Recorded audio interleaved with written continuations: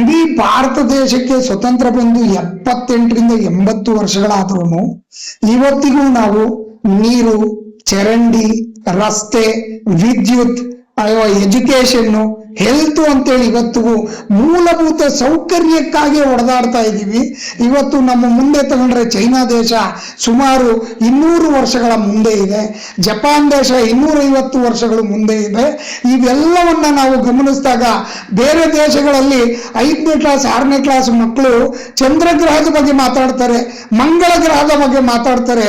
ಇವತ್ತು ನಮ್ಮ ಮಕ್ಕಳು ಎಲ್ಲ ಸರ್ಕಾರಿ ಶಾಲೆಗಳು ಮುಚ್ತಾ ಇದ್ದಾವೆ, ಇವರು ಕೂಲಿ ಕಾರ್ಮಿಕರಾಗಿ ಮಾರ್ಪಡ್ತಾ ಇದ್ದಾರೆ.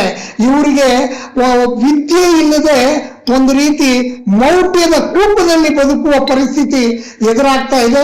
ಇದು ನಿಜವಾಗ್ಲೂ ಈ ಒಂದು ವ್ಯವಸ್ಥೆ ಏನಿದೆ ಇದು ಬದಲಾಗಬೇಕಾಗಿದೆ. ಈ ಬದಲಾವಣೆಗಾಗಿ ಪ್ರತಿಯೊಬ್ಬ ಯುವಕರಿಗೆ ನಾನು ಕರೆ ಕೊಡ್ತೀನಿ, ದಯಮಾಡಿ ನಮ್ಮ ಜೊತೆ ಕೈ ಜೋಡಿಸಿ ನಾವು ನೀವೆಲ್ಲ ಭವಿಷ್ಯ ಭಾರತವನ್ನ ಕಟ್ಟುವ ನಿಟ್ಟಿನಲ್ಲಿ ಒಗ್ಗಟ್ಟಾಗೋಣ. ಈ ಭ್ರಷ್ಟ ಕೂಪದಿಂದ ಇಡೀ ನಮ್ಮ ಮುಂದಿನ ಪೀಳಿಗೆಯನ್ನ ಹೊರತರೋಣ ಅಂತೇಳಿ ನಾನು ಕೇಳ್ತೀನಿ.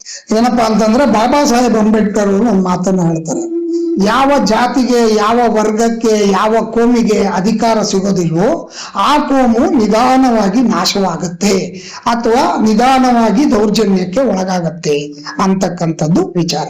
ಇವತ್ತು ಕಾಂಗ್ರೆಸ್ ತಗೊಳ್ಳಿ, JDS ತಗೊಳ್ಳಿ, ಬಿಜೆಪಿ ತಗೊಳ್ಳಿ, ಒಬ್ಬನೇ ವ್ಯಕ್ತಿಗೆ 8 ಸಾರಿ 10 ಸಾರಿ ಒಂದೇ ಜಾತಿಗೆ, ಒಂದೇ ಕೋಮಿಗೆ, ಒಂದೇ ವರ್ಗಕ್ಕೆ ಟಿಕೆಟ್ ಕೊಡ್ತಾ ಬರ್ತಿದ್ದಾರೆ. ಹಾಗಾದಾಗ ಆ ಒಂದು ಜಾತಿ, ಆ ಒಂದು ಕೋಮು, ಆ ಒಂದು ವರ್ಗ ಏನಿದೆ ಅದು ಮೇಲ್ಮಟ್ಟವನ್ನ ಸಾಧಿಸುತ್ತೆ, ಉಳಿದ ಎಲ್ಲ ವರ್ಗಗಳು ಕೂಡ ತುಳಿತಕ್ಕೆ ಒಳಗಾಗಿದೆ.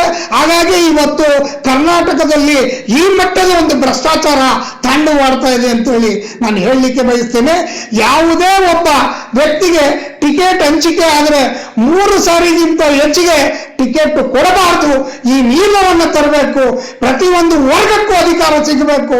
ಹಾಗಾದಾಗ ಮಾತ್ರ ಈ ಒಂದು ವ್ಯವಸ್ಥೆ ಬದಲಾವಣೆ ಆಗ್ಲಿಕ್ಕೆ ಸಾಧ್ಯ ಆಗ್ತದೆ ಅಂತೇಳಿ ನಾನು ಈ ಮೂಲಕ ನಿಮ್ಗೆ ಹೇಳಲಿಕ್ಕೆ ಇಷ್ಟಪಡ್ತೇನೆ ಸರ್.